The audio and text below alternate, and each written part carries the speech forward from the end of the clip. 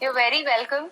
So, Leena, I also would like to know that, India has got a lot of local talent, but there are a lot of cheaper Chinese products which have taken over.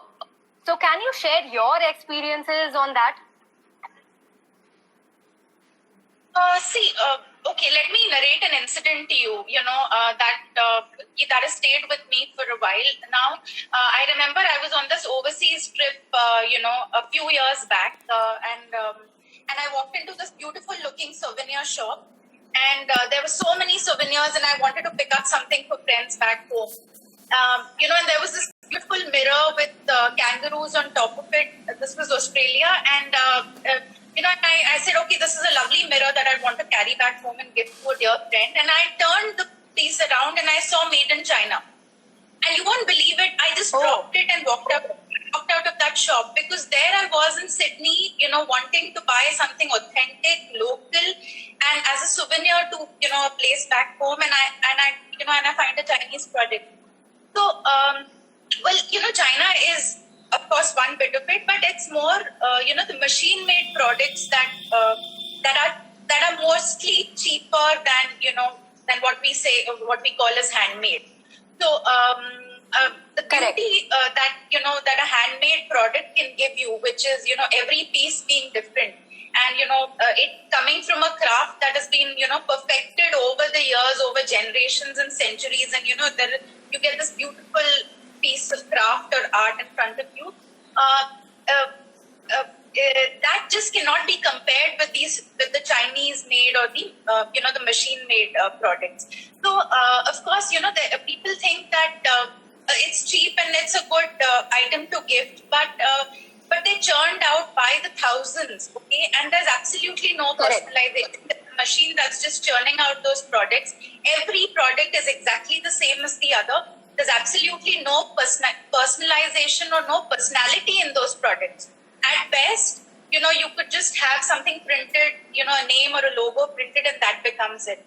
So when you come to handmade, it's completely different. It is being made by an artisan. He has a story to tell.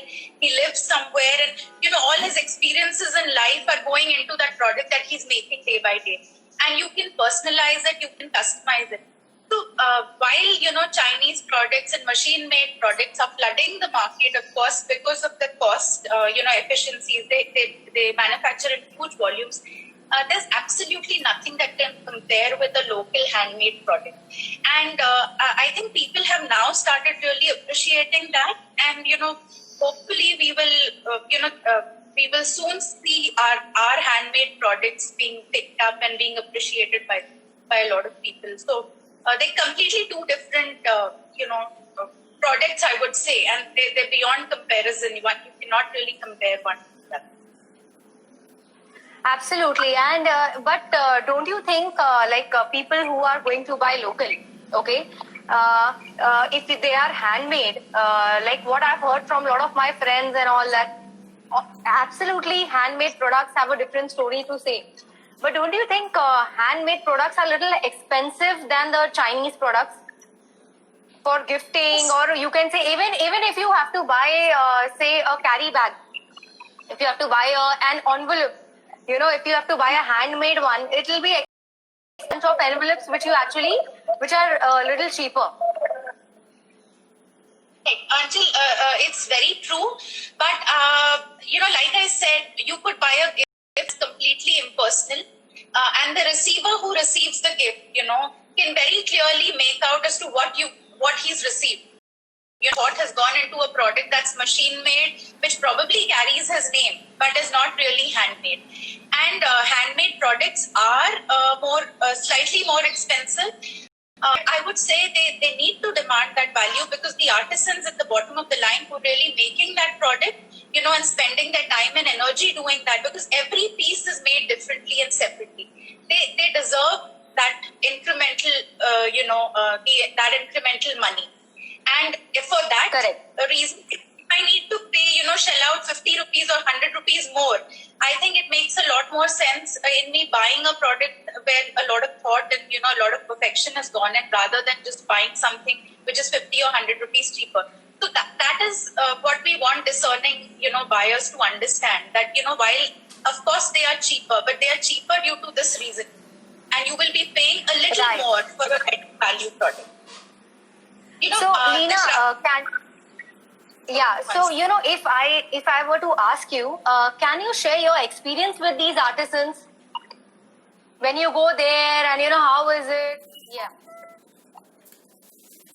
I usually work with rural artisans, and I can tell you this, that they live in villages, but they're a very happy and a very contented lot, because they have learned this over generations, and this is life as they know it. Of course, they have to worry about how they can sustain and survive in these times, because a lot of people ask the same question, that why should I buy something so much more expensive than than something cheaper that I'm getting. But that apart, I would say they live in challenging conditions, and that is why people like me, or other small entrepreneurs, there are others, many others who joined this the artisan story and want to do more for artisans. That's where we can make a difference by bringing in more orders and ensuring they have a better livelihood. My experience with them, if you ask me, is they're extremely simple people. They work in the hot sun, sitting, and they don't really bother, that it's hot, and to lead a life here. Unlike us, the day it gets hot, and we have so many complaints. But they just accept life as it is and just go on with their work, and I find that commendable. So wow, that's it. I think they do. So which are the parts? Yes, absolutely. So, which are the parts, or you can say states or cities from where you work with these artisans? If you can name few of them. I belong to Odisha, and in fact, it was a trip to Odisha in 2012 that really, changed the direction of my life, and I decided to get into, working on crafts and the sustenance of artisans. So I mostly work with the artisans of Odisha, and Wow. I work with Dokra artisans. Dokra is, a special kind of a handicraft, which is, again, every piece is separately made. So you would have seen these brass tortoises, etc. But each piece has been made separately. There's no dye, there's no mold. They just make each piece separately. So I work with Dokra artisans of Odisha. I work with the handmade jewelry artisans of Odisha. I work with a few artisans in Maharashtra.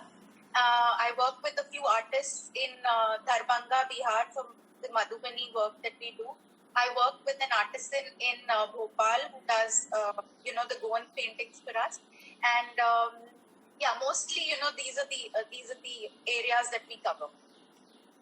Wow, lovely, Leena. It's really amazing as to how you are helping them in your own way, and it's really commendable. And tell me something. So, what are the products which you are catering, into your field in handicrafts? I missed you there, Anchal. What are the? Sorry, could you? What are the products?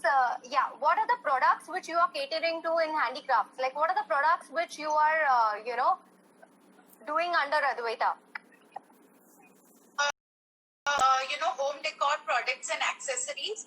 We're into a lot of hand-painted home decor wooden products. We're into the brass artifacts, that I spoke about, Dokra. We're also into apli, which is mostly patchwork, a type of patchwork. And we're into accessories, and we also do a bit of handloom. When I say accessories, mostly stoles and dupattas and woven on handloom. And handmade jewelry. That's a big part of what we do. Yes, I'm sure. In fact, I think when I initially met you, I had definitely had a love for your jewelry.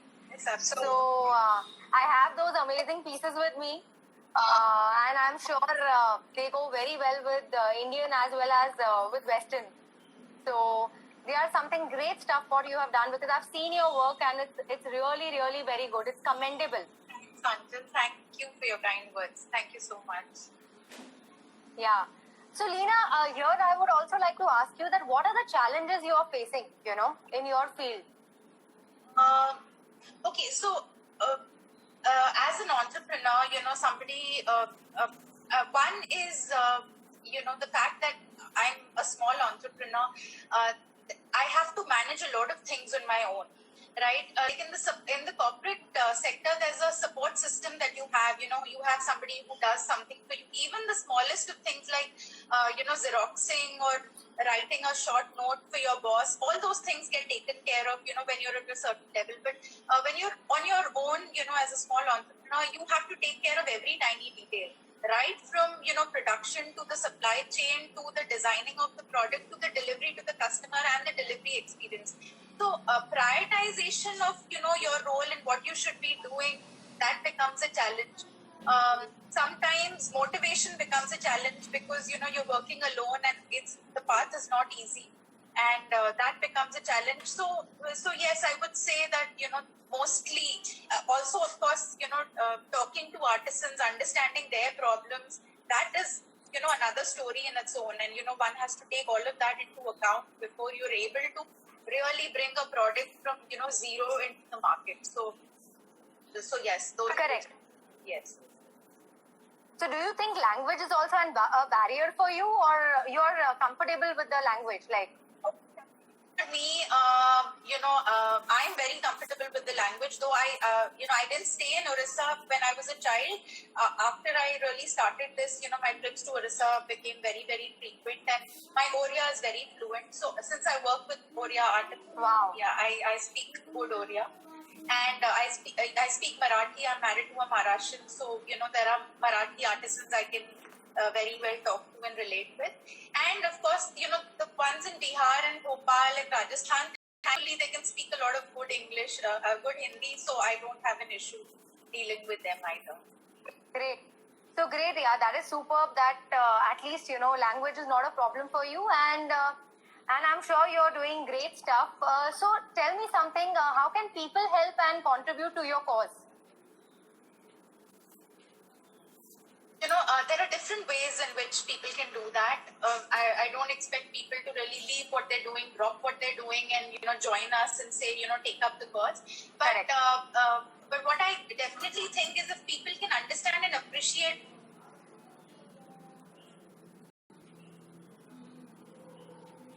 in terms of bulk orders,